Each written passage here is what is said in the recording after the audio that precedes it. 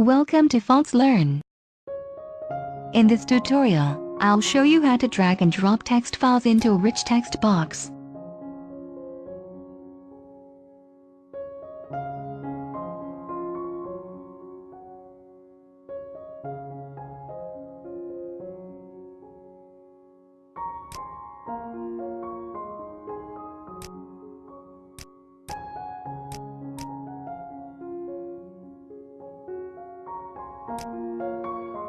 Drag the RichTextBox control from your Visual Studio toolbox to your Windows Forms application, then add a drag-drop event handler to the RichTextBox.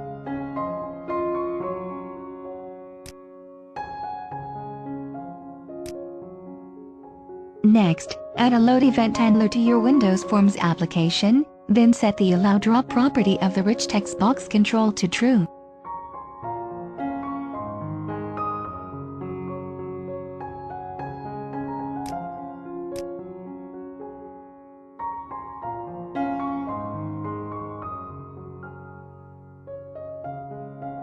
You can use the getData method to get the drop file name, then you can read text files from the file name.